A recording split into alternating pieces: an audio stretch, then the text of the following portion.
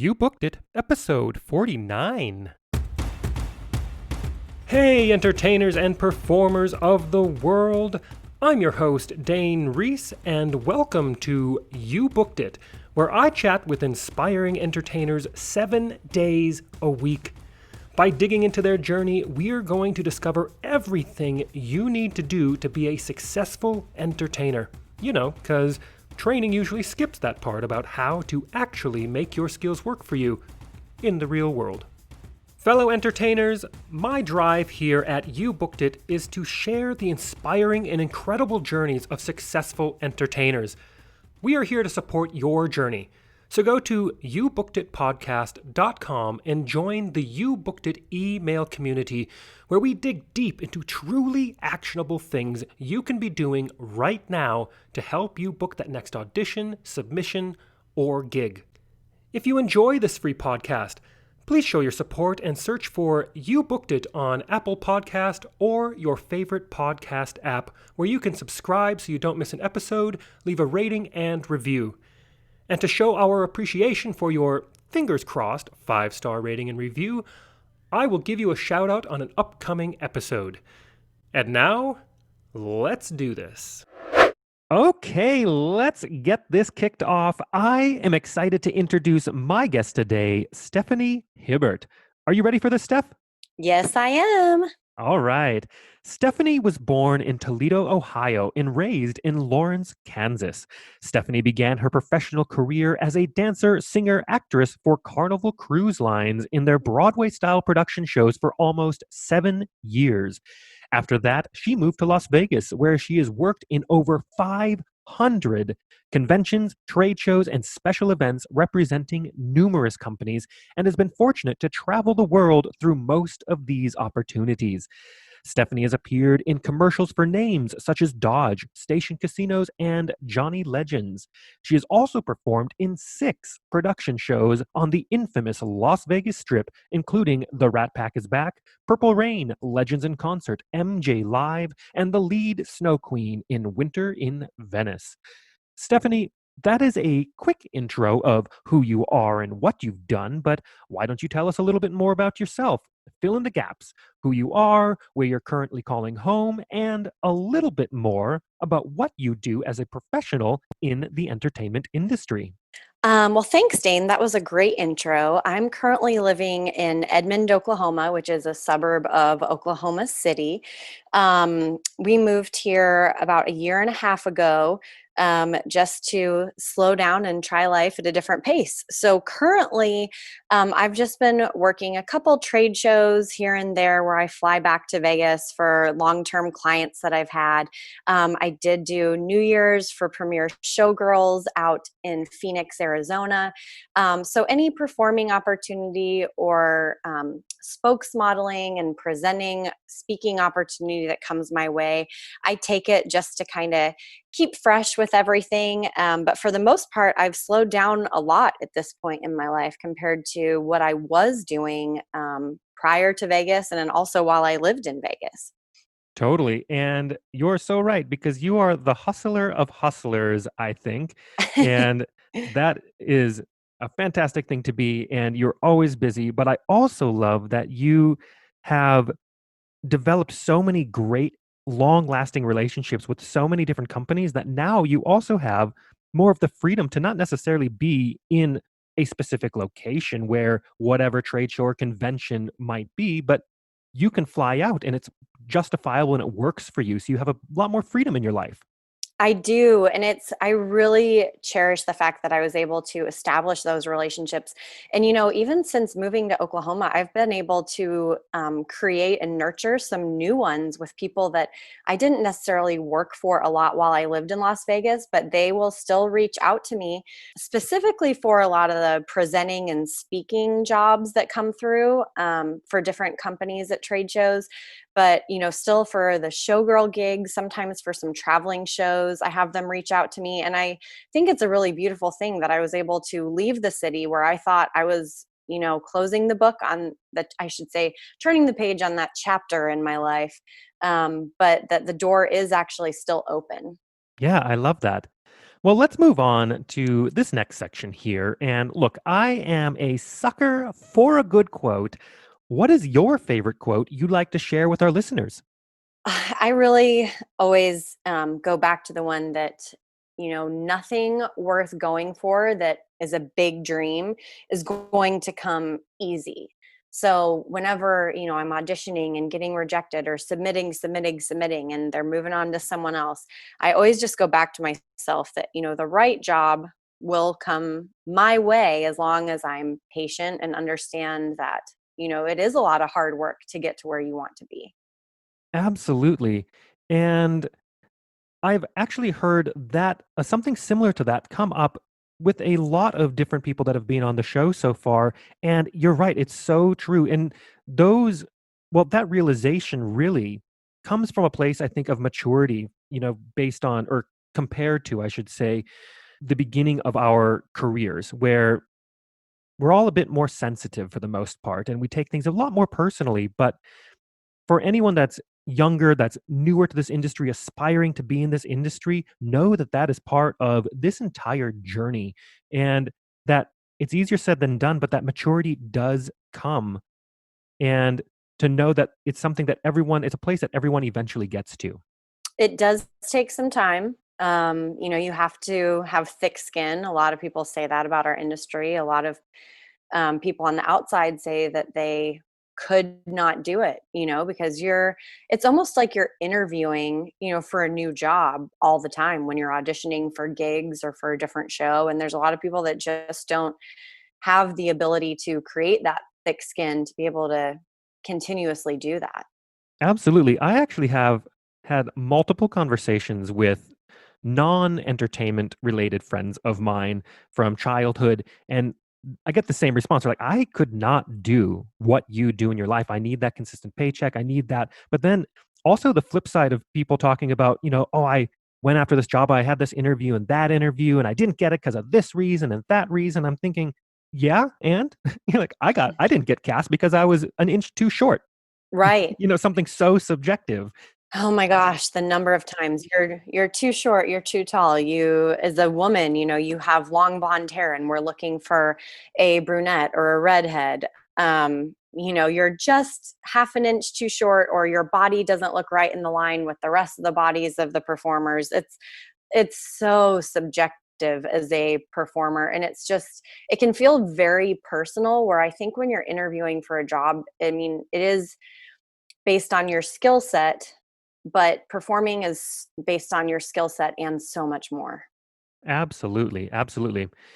And let's get into this next section. So, Steph, of course, you are in the entertainment industry. I am in the entertainment industry. And I think you'd agree that this industry is one of the most subjective, brutally honest, personally emotional industries in existence. And you know as well as I that in order to create and to have a successful career in this industry, like you're having now, takes a lot of dedication and hard work. And while, yeah, there is an outrageous amount of fun and excitement doing what we do, there is also our fair share of obstacles and challenges and failures we are going to experience and we're going to have to move forward through. Tell us, what is one key challenge, obstacle, or failure you've experienced in your career, and how did you come out the other side better because of it? I'm actually going to go back to my very first cruise ship contract. So I Yeah. had a supervisor who wasn't really fond of me. And I'll be honest, I showed up at rehearsals and I was not as toned as I should be. I felt like I was just so new to everything. I had no idea what I was walking into. And I was actually walking into Formidable. So, it was a showgirl show that you were in a bikini, very little clothes on stage. And I was like, whoa, I had no idea this is what I'd be doing. The supervisor actually really tore me apart for my body. And it was devastating, the things that she said to me. It was really awful. I mean, I don't even want to repeat it because it was nitpicking parts of my body where, I mean, I still struggle at times thinking about her words and just the whole contract, how horrible she was to me. But I thought I have trained so long to get to this point. I have wanted this job so bad for so long. I've wanted to be a professional performer. I've wanted to do these shows. I've wanted to, travel the world on a cruise ship. And I thought if she needs me to get myself in check, then I'm going to do whatever it takes. And I'll tell you what, in those rehearsals, I ate broccoli and yogurt and I learned the shows and I would run at night and in the morning. I was really crazy, which was, not the safest, healthiest way to lose the weight, but I was determined to keep the job. And as a young performer, what you know now and you look back at what you did is honestly that you can be healthy and lose weight and maintain your weight and it can all work out. But I didn't know that then. I just thought you have to do drastic measures. So um, I've overcome, the eating disorder issues that I have now later in life and definitely understand the workouts that help me stay fit and in shape and the way I should look if I want to be able to book performing jobs. I understand the diet that I need to eat. But it took time. When you're younger too, your metabolism is different. So, and if you're not walking around, if you're not dancing in a bikini on stage, um, you're not really going to be thinking that much if you're like, oh, well, these chips and salsa harm me. No, because my clothes still fit. So it's just, I had to really learn a lot about that. And I always thought I was healthy, but really making choices to keep the career that was, a bigger dream of mine than having the snack that I wanted. Yeah, and I do love that you brought out how you found the diet that works for you and the workouts that work for you, because I think a lot of times we as people, we see people working out in the gym, the CrossFit thing, lots of squats and legs is a big thing right now, and that's totally fine and great, and if that works for you, good. But it's also good to know that everybody's body reacts and interacts with different diets and different exercise very differently. Some people, like myself, can build muscle very, very easily and very, very fast, which can also be a detriment to me getting booked. Uh, and other people don't. And knowing your body and how you react to things, you need to take the time to discover that for yourself as well, because just doing what everyone else is doing might not be the perfect solution for you. Oh my gosh, absolutely. I mean, it was a journey over the years. On cruise ships, I found what worked for me, but you and I both know from our time on cruise ships with what food is available. Are really kind of limited on your very healthy choices. Oh my But gosh. what what I ate then, in my 20s, to stay really as healthy as I could on cruise ships and the workouts that finally really worked for me were a lot of body weight stuff. P90X videos, insanity videos, stuff like that. And now that the my 20s are long gone, it's been a journey. I had to take some time and do yoga and Pilates, and that didn't really help with my body and changing eating once I was established in Vegas just to find the right diet where people are saying, eat this, not eat that. And it really is a journey to find what works for your body. And I would say, honestly, it's only been the past couple of years that I found, lifting weights along with the body weight exercises kind of from the beginning of my time on cruise ships. And then, different diets that I kind of go back and forth from here, which I wouldn't necessarily say diets. It's more of a lifestyle now that I live. You have to enjoy life a little bit here and there, but if you want to be in shape and ready to go, you also have to be a little bit stricter on yourself at times. So it's been a very long journey through life. I mean, honestly, where I have struggled and then come out on top and struggled again and come out on top. And I think I'm probably not alone in saying that I've gone through that as a performer, that there are quite a few out there that do. And it's also because we're just always doing exercise. When your body is constantly doing that, you've got to change it up to shock it again and again. Yeah, totally. And I certainly agree that you are not alone in thinking this way. Yep.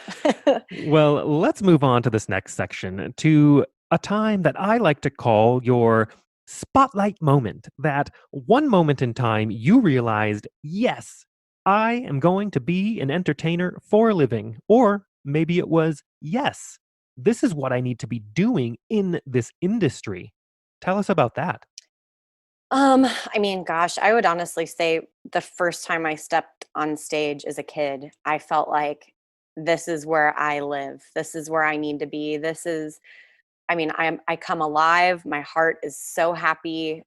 Being on stage and performing and having an audience be excited, like seeing the joy that you bring them is definitely my number one favorite thing.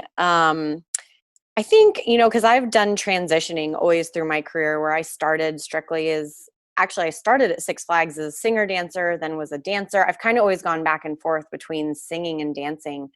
Um, but, you know, it's just kind of always been for me as a kid that just when I'm on stage, recitals at the end of each year were the thing I look forward to the most. It was like what I would just live for.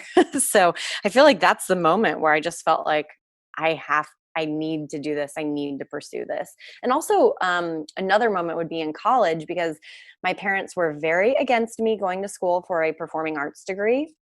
As traditional, quite a few parents are, they want you to have a backup plan and they think that you can't make a living as a performer. And I actually went to school for public relations, which has served me well, for a lot of my speaking engagements and some other jobs that I've done on the side. I've done some staffing. And so having, a background knowledge of a lot of writing and invoicing and contract writing has been really helpful. But in college, I just remember like the whole time being like, I'm here to get this for my parents. I don't feel like I'm doing it for me. And I just couldn't wait to graduate and start auditioning for performing jobs. That's another time in my life where I just felt kind of very in the wrong place, but just going with the motions, knowing it wasn't where I was supposed to be. Yeah, for sure. And let's piggyback on that question and let's talk about your number one booked it moment. Walk us through that day, the auditions and callbacks, if they happen to be a part of it. What was going on in your life? And what about that moment makes it your favorite booked it moment? Okay. So let's see, what year was it? 2018 in the spring. Um, I actually got to backup sing for Florida Georgia Line and Dan and Shay at the Whoa. ACMs. It was that moment on stage with both of them was like something I've never felt in my life, along with the rehearsals with them, being in a tiny conference room at MGM and just singing with Dan and Shay to their guitar, was incredible. That was like the highlight of my career where I was like, I don't think anything else can top this. But how I booked that is actually I just had a friend reach out to me and he said, hey, I have a friend looking for a couple backup singers for a really big show that's coming to town. I'm not allowed to disclose the details to you, but here's her information. You should send her your singing reel.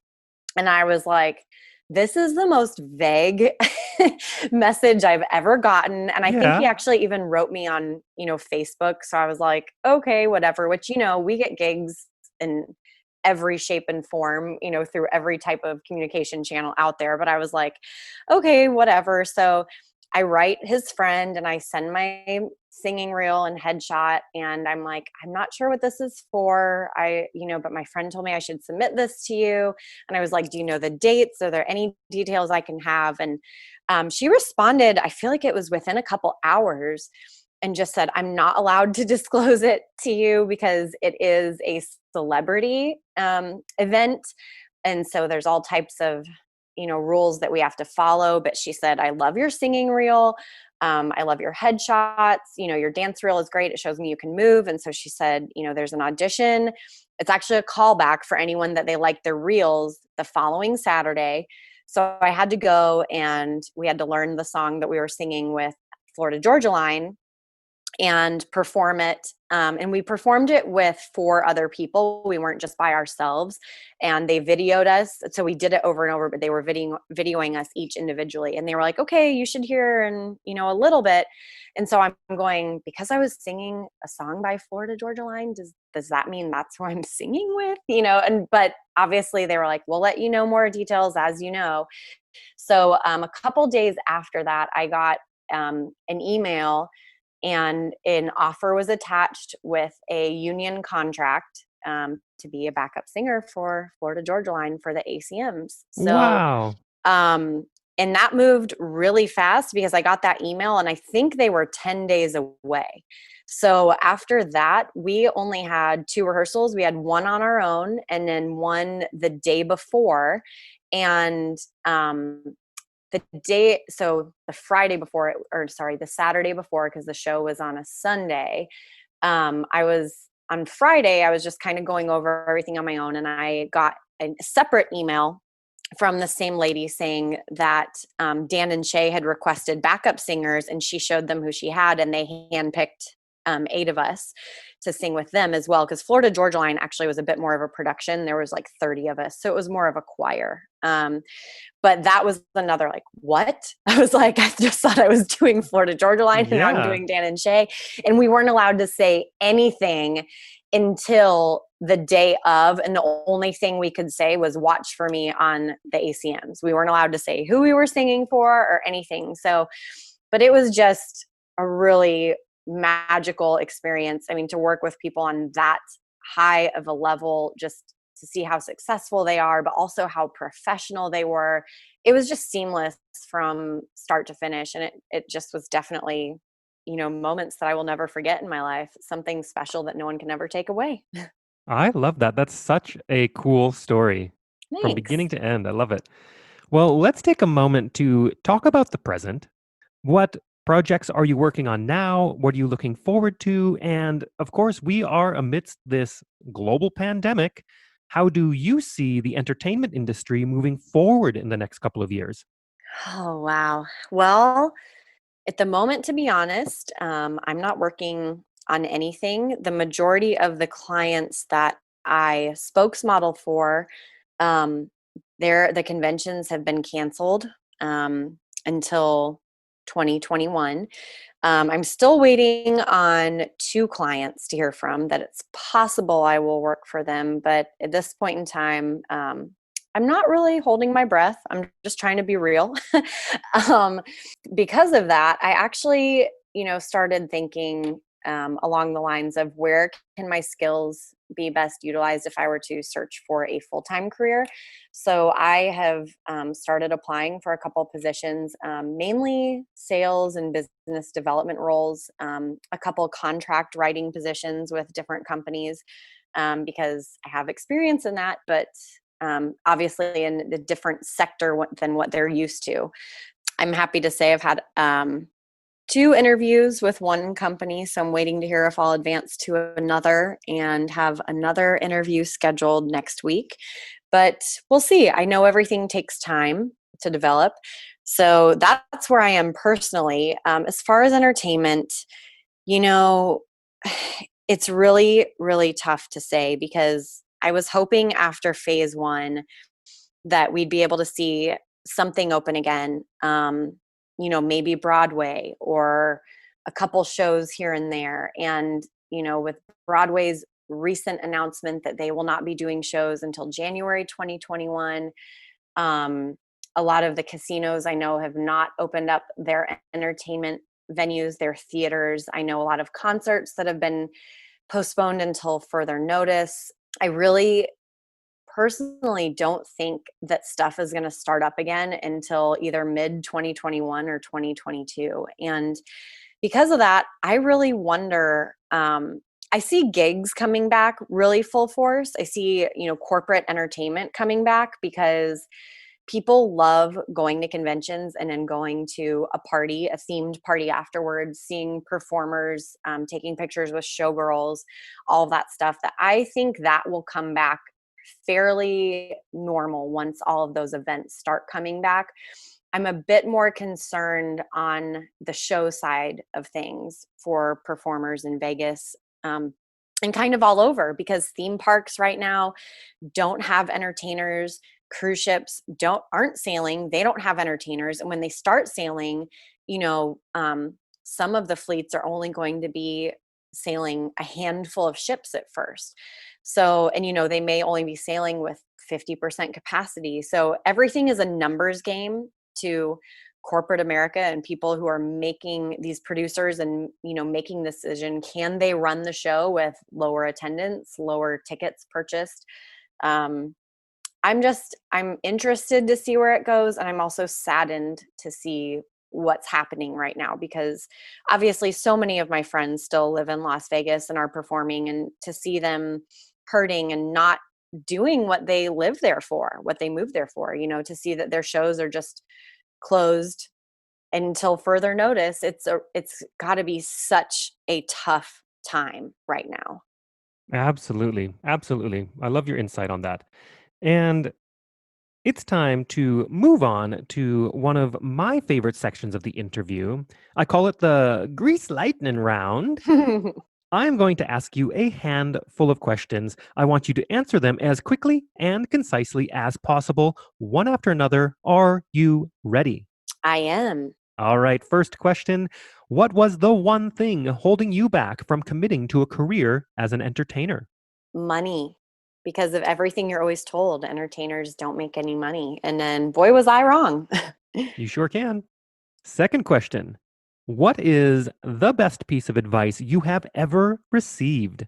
um to just be patient and keep going. I think someone told me a story about how they auditioned to be a singer in a show in Vegas 6 times before they were hired, and then once they were hired, they worked there for, I think it was 4 years, and they were just loved and adored, and then they got to leave on their own dime and continue to go be an incredible performer in multiple shows in Vegas. So patience was a huge one.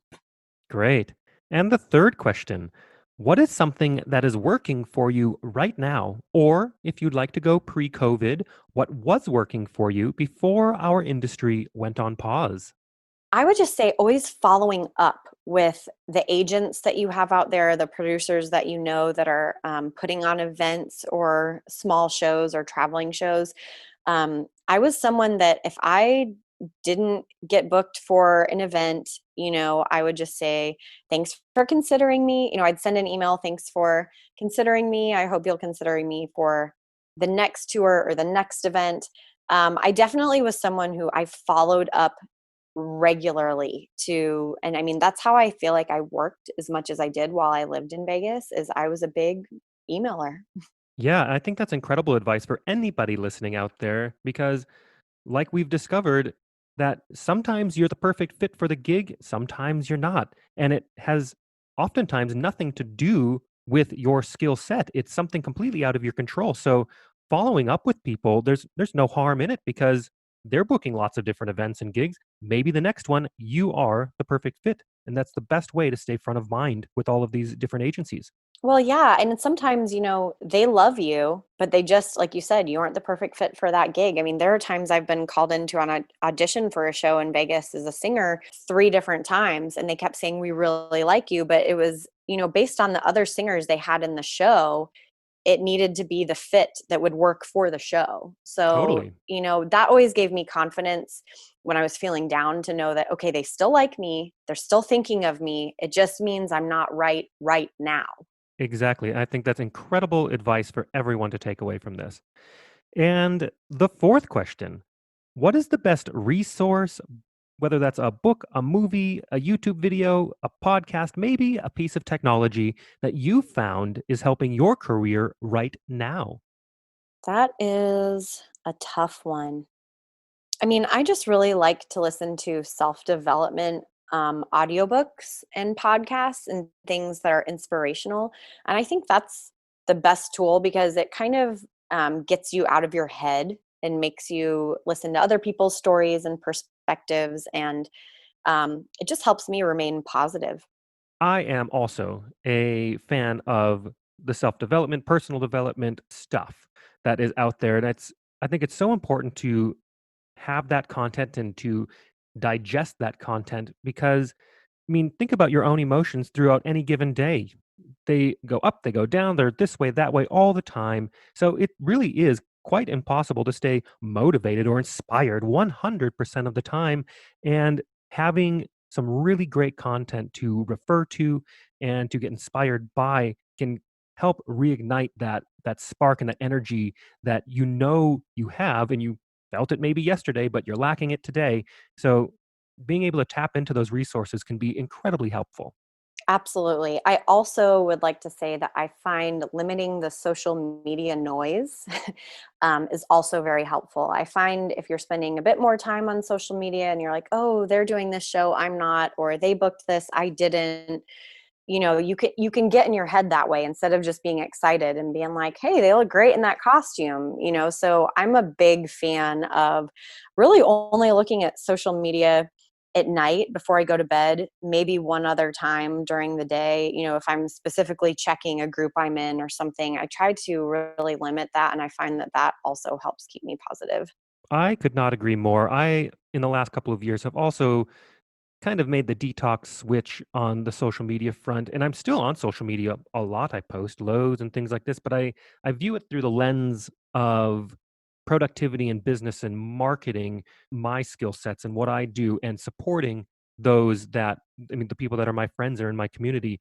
That's where I focus my energy, not those rabbit holes that are so easy to Oh go my down gosh, of so just easy. making yourself feel not good. Yep, yep, I agree.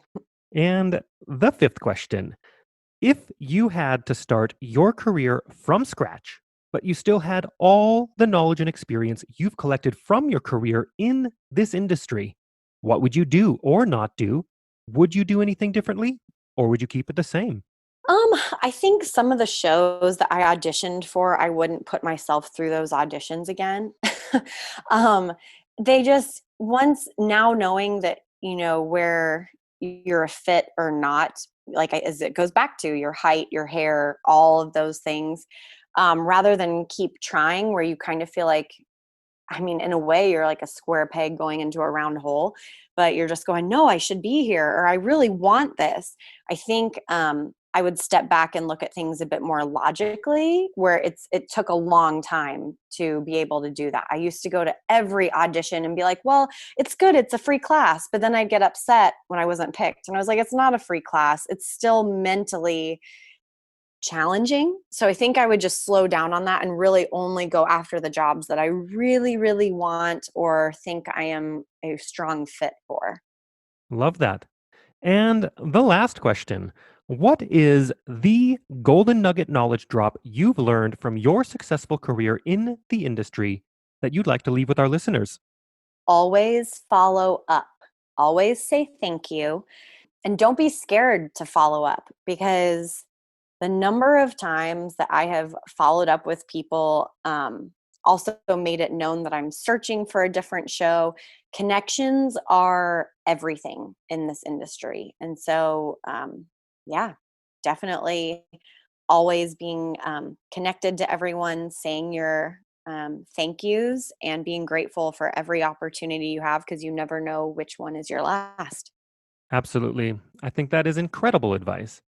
And to wrap up this interview, it is time to give yourself a plug.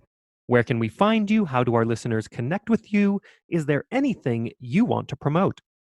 If you want to connect with me on Facebook, it's just Stephanie Hibbert. You can search for me, and I'd be happy to answer anyone's questions, or talk about old photos, old shows that I've done, just anything in the entertainment industry they have questions with. Same with Instagram, it's at the Steffi Rose. And can you spell that quick? Yes, it's TheStephierose.